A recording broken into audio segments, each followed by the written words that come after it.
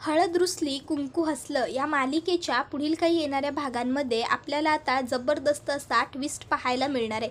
आता दुष्यंत हा ठामपणे कृष्णाची नवरा म्हणून साथ देणार आणि कृष्णासुद्धा आता नवरा म्हणून दुष्यंतच्या बरोबर मिळून दिवाळीचा सण अगदी उत्तम पद्धतीने साजरा करणार। आता कसा होणार दुष्यंत कृष्णाच्या दिवाळीचा सण, त्याचबरोबर दुष्यंत नवरा म्हणून कशी देणार कृष्णाची साथ, सगळं जाणून घेण्यासाठी आपला हा व्हिडिओ शेवटपर्यंत नक्की पहा। चला तर मग मित्रांनो, सुरुवात करूया आपल्या आजच्या या व्हिडिओला। तर आता आपण इथे पाहतो की कृष्णा ही तिने बनवलेली तांदळाची खीर घेऊन बाहेर आलेली असते। आता बाळजाबाई ह्या मुद्दामूनच कृष्णाला म्हणतात, कृष्णे काय गं हे दूध भात घेऊन बाहेर कशा पायी आलीस? म्या तुला प्रसादासाठी नैवेद्य बनवायला लावला होता ना व मग? त्याबरोबर कृष्णा म्हणते, अहो बाळजाबाई, हा दूध भात नाही, म्या खीर केली आहे, चव करून बघा की। त्याबरोबर बाळजाबाई हसतात आणि कृष्णाला म्हणतात, अगं कृष्णे नाही, मला ठाव आहे तू माहेरकडनं गरीब घराण्यातनं आली आहेस, गरीब होतात तुम्ही, पर म्हणून तू हे कसं विसरतीस की हे रांगडे पाटलांचं घर आहे, रांगडे पाटलांच्या घरचा नैवेद्य करायचा होता तुला।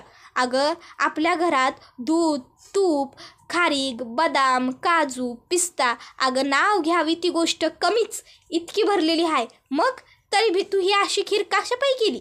त्याबरोबर कृष्णा ही बाळजाबाईंना म्हणायला लागते, बाळजाबाई अहो जर नैवेद्य श्रीमंत आणि गरीब असा फरक नाही करत तर मग आपण कशापायी करायचा फरक काय? त्याबरोबर बाळजाबाई म्हणत असतात, अगं कृष्णे पर हे केलं तरी कशापायी, तू चांगली खीर करायची होतीस की। त्याबरोबर कृष्णा म्हणत असते, अहो बाळजाबाई ही खीर भी चवीला चांगलीच झाली आहे, तुम्ही एक डाव चव करून बघा तर खरं। अहो ही खीर मला माझ्या बाण बनवायला शिकवली होती, कशी काय चांगली नसेल झालेली? अहो दर दिवाळ सणाला आम्ही ही खीर करायचो, मला आठवायतंय। बाळजाबाई म्हणतात, अगं कृष्णे तुझा बा गरीब होता, त्याच्या डोक्यावर आमचंच कर्ज होतं, ते कर्ज फेडण्याच्या नादात त्यानं बिचाऱ्यानं कधी बघितलाय गोडाधोडाचा सण?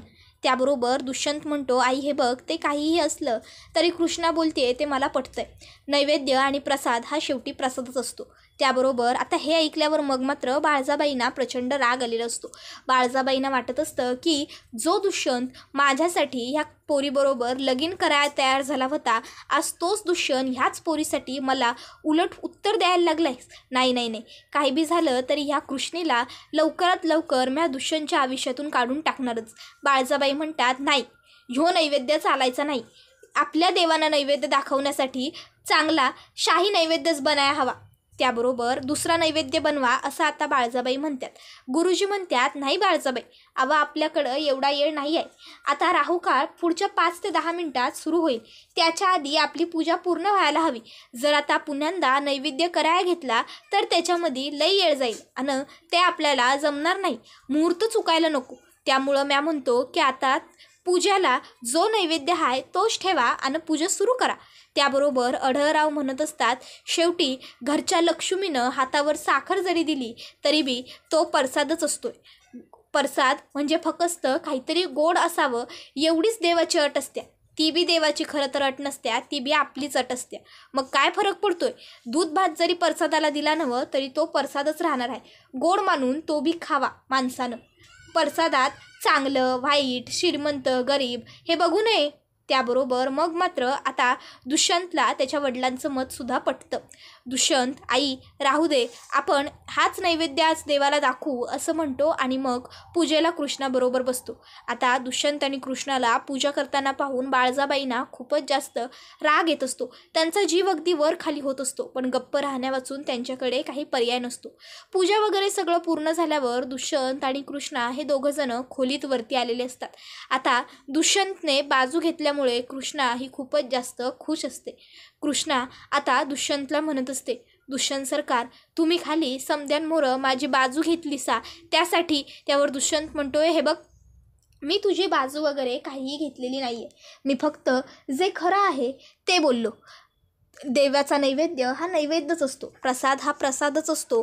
त्याबरोबर कृष्णा म्हणते, बरं तेच ते जाऊ दे ते समद, हे बघा म्या तुमच्यासाठी खीर आणली आहे, खाऊन घ्या की, तुमसनी खाली प्रसाद म्या वाटताना खीर आवडली होती ना व, म्या तुमच्या चेहऱ्याकडे बघत होतो। दुष्यंत म्हणतोय, नाही या नाही, मला अजिबात काही आवडलेली वगैरे नाही आहे ती खीर, ते प्रसाद आहे म्हणून मी गोड म्हणून खाल्ली बस. त्याबरोबर कृष्णा म्हणते, म्हणजे तुम्हासनी म्या बनवलेली खीर नाही आवडली? दुष्यंत म्हणतो, अरे काय रॉकेट सायन्स केलं आहेस तू त्याच्यामध्ये, फक्त दूध तापवलं आहेस आणि त्यात भात मिक्स केला आहेस, दॅट्स इट. त्याबरोबर कृष्णा म्हणते, ठीक आहे, नगा असेल तुम्हासनी तर मग खातो म्याच. त्याबरोबर दुष्यंत म्हणतो, मगाशी तुला आई हाक मारत होती. कृष्णा म्हणते, भाई काय, मग मी आलोच जरा बघू ना. आणि मग आता मी ही वाटी मग इथंच ठेवतो असं म्हणत कृष्णा वाटी तिथे ठेवते आणि बाहेर जाते. त्याबरोबर आता दुष्यंतला खीर खाण्याची खूपच इच्छा होत असते. दुष्यंत विचार करतो, जाऊ दे 1 चम्मच खातो, हिला कुठे करणार आहे. वाटीतला 1 चम्मच कमी झालेला. दुष्यंत 1 चम्मच खीर खातो. नंतर विचार करतो, जाऊ दे अजून 1 चम्मच खातो. आता आणखीन 1 चम्मच करता करता दुष्यंत अख्खीच्या अख्खी वाटी खीर खातो. आणि आता कृष्णा हा सर्व प्रकार खोलीच्या दरवाज्यात उभं राहून पाहत असते. दुष्यंत अगदी चवीने कृष्णाने केलेली खीर खात असतो. मग आता कृष्णाला सुद्धा हे बघून खूपच जास्त आनंद होतो. मग आता कृष्णा ही दुष्यंतची सगळी खीर खाऊन झाल्यावर खोलीत येते आणि आता म्हणते, काय नाही, असंच आपलं बाळजाबाईंनी हाक मारली होती, काही काम नव्हतं, सहजच बोलिवलं होतं, चला आता जरा म्या खीर खातो. आणि मग ती वाटी मुद्दाम बघते आणि म्हणते, अरेच्छा, हे काय, खिरीची वाटी रिकामी, वाटतं कोणीतरी बोका आला होता पांढरा पांढरा माझी खीर खाया, बोक्याला खीर आवडते. त्याबरोबर दुष्यंत म्हणतो, ए कृष्णा, काही काय बोलतेस ग, बोका का खीर खाईल. त्याबरोबर कृष्णा म्हणते, अवं असं काय करताय, मांजरीच्या प्राण्याला आवडते की खीर म्हणून म्हणलं म्या. दुष्यंत म्हणतो, बोक्याने नाही मी खाल्ली खीर. तर आता बाळजाबाईंना कृष्णाला काहीही करून त्रासच द्यायचा असतो. आणि आता बाळजाबाईंना सुद्धा कळलेलं असतं की कृष्णाला स्वयंपाक बनवता येत नाही. पण आता बाळजाबाई त्यांना ही गोष्ट कळली आहे ही मुद्दामूनच कृष्णाला कळू देत नाही. आणि मग त्या आता कृष्णाला पुन्हा जोरजोरानं हाका मारून बोलवून घेतात आणि म्हणत असतात, कृष्णे, ए कृष्णे, कृष्णे. त्याबरोबर कृष्णा खाली येते आणि म्हणते, काय झालं बाळजाबाई, कशापायी बोलवत होताचा. त्यावर बाळजाबाई कृष्णाला सांगतात, अगं आता उद्यापासनं दिवाळी सुरू होईल, आज नरक चतुर्दशी म्हणजे खऱ्या अर्थानं दिवाळी सुरू झालीच, अजून बी रांगडे पाटलांच्या घरातला फराळ तयार झालेला नाही. अगं असं कसं हे, सून आहेस नवं तू या घरची, मग लक्ष द्यायला न गं तुला. त्यावर कृष्णा म्हणते, बाळजाबाई अहो मला ठावं नव्हतं, नाहीतर म्या कधीच बनवायला सांगितलं असता फराळ. त्यावर लगेचच भक्ती कृष्णाला म्हणते, कृष्णे चल आपण आजच्या आज मिळून समदा फराळ करू. त्याबरोबर बाळजाबाई म्हणतात, भक्तीबाई जरा थांबा आता तुम्ही. कृष्णे ह्यो बघ, समदा फराळ तुला एकटीनंच करावं लागेल. त्यावर आता भक्ती म्हणते, अहो बाळजाबाई एवढा समदा फराळ ती एकटीनं कसा करणार. त्यावर बाळजाबाई म्हणतात, करावा लागन, रांगडे पाटलांच्या घरची सून आहे ती थोरली, त्यामुळं तिला समदा फराळ औंदाच्या वर्षाला एकलीनं करावं लागेल, कारण आम्ही आमच्या जवळच्या पक्षकार्यांना, जवळच्या नातेवाईकांना समद्यांनाच ह्यो फराळ वाटणार आहोत आणि सांगणार आहोत की आमच्या सुनबाईनं बनवलाय. कृष्णे तू फराळ कराया घे, माझी पक्ष कार्यालयात एक मीटिंग आहे प्रचारासंबंधीची, मी जाऊन येतो. एवढं बोलून बाळजाबाई आता मीटिंगला रवाना होतात. आता कृष्णाला तर स्वयंपाकातला सुद्धा येत नाही. कृष्णा आता स्वयंपाकघरात येते, कमरेला पदर खोचते आणि म्हणत असते, बा मगाशी तर वाचवलंस रे मला खीर कशी करायची त्या आठवल्यामुळं, पण आता मी काय करू. अरे मला तर फराळातलं फ बी समजत नाही र, फक्त खाता येतो तेवढा भक्तीनं केलेला फराळ दरवर्षी. आता कसं करू मी, काय करू. मग आता कृष्णा ही जाऊ दे पहिलं सामान गोळा करावं असा विचार करत रव्याचं पीठ, तांदळाचं पीठ, गव्हाचं पीठ, मैद्याचं पीठ, चण्याचं पीठ, जितकी पिठं किचनमध्ये अवेलेबल असतात तितकी सगळी पिठं गोळा करते आणि पुढ्यात घेते. आता म्हणायला लागते, बाबो केवढी पिठं आहेत ही. आता ह्या पिठापैकी नक्की चकली कुठल्या पिठाची बनत असेल आणि करंजी कुठल्या पिठाची बनत असेल. ह्या पिठाची चकली बनत असेल आणि ह्या पिठाची करंजी बनत असेल. आता ती तांदळाचं जे पांढरं शुभ्र पीठ असते त्याची करंजी बनत असेल असं म्हणते, कारण करंजी तळली जाते आणि मग करंजी तळली की मग ती ब्राऊन होते असं तिला वाटतं. पण म्हणते नाही नाही नाही, ह्याची तर भाकर बनत्या, मग ह्याची कशी करंजी बनवायची. नाही नाही, काहीतरी हुकतंय देवा. त्याबरोबर आता त्या ठिकाणी दुष्यंत येतो. दुष्यंत कृष्णाला म्हणतो, बाय द वे या कुठल्याच पिठाचा फराळ बनत नाही या. त्यावर कृष्ण म्हणते, आवा असं कसं होईल, एवढी समधी पिठं आहेत, एकाचं तरी फराळ बनत असेल की. दुष्यंत म्हणतो नाही, फराळ बनवण्यासाठी सगळं मैद्याचं पीठ वापरलं जातं, म्हणजे फराळ हा मैद्याच्याच पिठाचा बनतो. मग अगदी ती करंजी असू देत, बाकरवडी असू देत, शंकरपाळी असू देत किंवा आणखीन काही असू देत. कृष्णा दुष्यंतला रिक्वेस्ट करते, ओ दुष्यंत सरकार ऐका की, तुम्ही मला मदत करा की, आओ आपण मिळून बनवूया की फराळ. दुष्यंत म्हणतो, मी का मदत करू तुला, माझा काय संबंध. कृष्णा म्हणते, आवा असं काय करायलायसा, शेवटी म्या तुमची बायको आहे, तुमच्या सुखदुःखाची सोबती आहे, मग माझ्या दुःखात तुम्ही मला साथ द्याय ना गं बाई. दुष्यंत म्हणतो, अगं कुठलं दुःख कोसळलंय तुझ्यावर, फक्त साधा फराळ बनवायला सांगितलाय. त्यावर कृष्णा म्हणते, अवं जसं शेतकऱ्यावर पाऊस पडला नाही, दुष्काळ आला की संकट येतं नवं, तसा बाळजाबाईंनी मला स्वयंपाक करायला लावल्यापासून माझ्यावर संकट वडावलंय. तुम्हासनी कसं सांगू आता. दुष्यंत म्हणतो, काही सांगू नको मला, तुझं तू बघ. कृष्णा म्हणते, आहो दुष्यंत सरकार, हावं तर मी तुमच्या समोर हात जोडतो, हावं तर पाया पडतो, पर करा की मला मदत. त्यावर दुष्यंत म्हणतो, पुन्हांदा म्हणशील माझ्यासमोर, गावातल्या मुली श्रेष्ठ, शहरातल्या मुलींना काही जमत नाही म्हणशील. शहरातल्या मुलींना फराळ बनवता येतो, तुम्हा गावाकडच्या मुलींना येत नाही ना. कृष्णा म्हणते, अडला हरी गाढवाचे पाय धरी. दुष्यंत म्हणतो, काय म्हणलीस. कृष्णा म्हणते, काय नाही, बनवूया की फराळ. मग दुष्यंत आणि कृष्णा मिळून फराळ बनवतात. आता बाळजाबाई संध्याकाळी घरी आलेले असतात. बाळजाबाई कृष्णाला जोरजोरानं हाका मारतात, कृष्णे, ए कृष्णे, कृष्णे. आता बाळजाबाईंना वाटलेलं असतं फराळ तयार नसेल. बाळजाबाई कृष्णाला म्हणतात, अगं केलास काय फराळ, आणखी मग काहीतरी जरा खायला, बघू तरी तुझ्या हातची चव. त्याबरोबर कृष्णा आता फराळ घेऊन येते. बाळजाबाईंना आश्चर्यच वाटतं. कृष्णाने चकल्या, चिवडा, खाऱ्या शंकरपाळ्या आणि करंज्याही केलेल्या असतात. बाळजाबाई म्हणतात, हे समजा तू एकलीनं केलंस. आता कृष्णा काही म्हणणार इतक्यात त्या ठिकाणी मैनावती येते आणि म्हणत असते, दुष्यंतनं मदत केली हाय बाळजाबाई तिला हे समज कराया. त्यावर हे ऐकून बाळजाबाईंना राग येतो. बाळजाबाई म्हणतात, म्या म्हणलं होतं नवं समजा तुला एकलीनं करायचं आहे म्हणून. मग दुष्यंत तिकडे येतो आणि कृष्णाची बाजू घेत म्हणतो, आई अगं एवढा सगळा फराळ तिने एकटीने कसा काय केला असता, आणि तसंही मी तिला फार काही मदत केलेली नाही आहे. मी तिला तळून वगैरे द्यायला हेल्प केली, बाकीचं सगळं सारण वगैरे तिनेच तयार केलं आहे, चकल्याचं पीठ वगैरे भाजणी वगैरे तिनेच काढली होती, मी फक्त तळायला वगैरे हेल्प केली आणि फक्त शंकरपाळ्या कापल्या आहेत, बाकी सगळं तिचं तिने केलं आहे. बाळजाबाई म्हणतात, वय रे बाळा वय.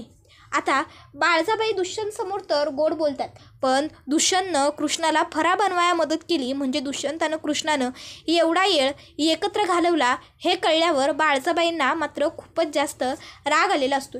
बाळजाबाई आता मनातल्या मनात म्हणत असतात, म्या करायला जातो एक आणि प्रत्येक वेळीस घडतं मात्र दुसरंच काहीतरी. आज बी ह्या दुष्यंतमुळं कृष्णा वाचली. नाही, काय बी झालं तरी म्या ह्या पोरीला अशी सुखासुखी सुटू द्यायचो नाही. त्यानंतर आता लगेचच कृष्णा बाळजाबाईंना म्हणते, अहो बाळजाबाई असं काय करायलायसा, फराळ मागितला होता असा ना व, सांगा की चव करून कसा झालाय फराळ, म्या आणि दुष्यंत सरकारानं मिळून केलाय फराळ. त्याबरोबर मग आता बाळजाबाईंची इच्छा नसताना बाळजाबाई फराळाची चव करतात आणि म्हणतात, वाह उत्तम केलायस की, जमलंय तुला. त्याबरोबर आता लगेचच भक्ती म्हणत असते, मग तर जमाया हवंच होतं, दोघांनी जोडीने केलाय ना व पहिल्या वर्षाचा पहिला दिवाळ सण. त्याबरोबर मग मात्र बाळजाबाई रागाने भक्तीकडे बघतात. तशी लगेचच आता भक्ती गप्प बसते. बाळजाबाई म्हणायला लागतात, वय अगदी योग्य बोललीस बघ भक्ते, बरं ते समज सोडा. कृष्णे उद्या पहिली आंघोळ आहे, अभ्यंग स्नान म्हणतात त्याला, तर उद्या दुष्यंतला म्या उठणं लावून आंघोळ घालणार आहे, तर त्याला उद्या सकाळी तू लवकर उठीव. त्यावर लगेचच भक्ती म्हणते, अहो बाळजाबाई असं काय करताय, उद्या दुष्यंत सरकारसनी कृष्णा लावणार ना मग उठणं, आता बायकोचा मान असतोय ना वयो, आणि त्यात तर ह्या दोघांचा पहिलाच दिवाळ सण आहे. बाळजाबाई म्हणतात, वय बरोबर बोललीस की तू, म्या विसरलो होतो, इतक्या वर्ष मॅच लावायचो ना का दुष्यंतला उठणं म्हणून. आता बाळजाबाईंना भक्तीचा खूप राग आलेला असतो, पण त्यांना व्यक्त होता येत नसतं. त्यानंतर मग आता दुसऱ्या दिवशी सकाळी कृष्णा दुष्यंतला पहाटे 6 वाजता उठवते. दुष्यंत म्हणतो, अगं कृष्णा काय आहे. कृष्णा सांगते, पहिली अंघोळ, अभ्यंग स्नान, चला. आणि मग आता ती दुष्यंतला खाली हॉलमध्ये घेऊन येते. कृष्णाने छान पाट तयार केलेला असतो, आरतीचं औक्षणाचं ताट केलेलं असतं आणि रांगोळी वगैरे सुद्धा सुंदर पाडलेली असते. मग आता दुष्यंतला ती पाटावरती बसायला लावते आणि स्वतःच्या हाताने उठणं लावते. पाठ थंड राहू दे, पोट थंड राहू दे, धन्याला माझ्या उदंड आयुष्य लाभू दे. पाठ थंड राहू दे, पोट थंड राहू दे, धन्याला माझ्या उदंड आयुष्य लाभू दे, असं वाक्यसुद्धा ती म्हणत असते. दुष्यंत म्हणतो, आता हे काय नवीन? त्यावर कृष्णा म्हणते, नवीन नाही, जुनंच आहे. ही पद्धत असते अशी म्हणण्याची. त्यावर दुष्यंत म्हणतो, तुला काय माहिती गं, बाकी सगळं जमत नाही, मग हे कसं कळलं? त्यावर कृष्णा म्हणते, भक्तीच्या तोंडनं ऐकलं होतं एकदा. त्यानंतर आता बाळजाबाई कृष्णाला मुद्दामून दारात रांगोळी पाडायला लावतात. आता त्यांना माहीत असतं कृष्णाला रांगोळी पाडता सुद्धा येणार नाही ते, पण आता मुद्दामूनच त्यांनी कृष्णाला सांगितलेलं असतं. आता कृष्णा रंग वगैरे घेऊन तर बाहेर आलेली असते, पण कृष्णाला काही रांगोळी पाडायला जमत नसते. मग तिथेही दुष्यंत येतो आणि दुष्यंत कृष्णाला म्हणतो, थांब, मी मदत करतो. कृष्णा म्हणते, बाबो, सूर्य कुणीकडनं उगवला होता सकाळी?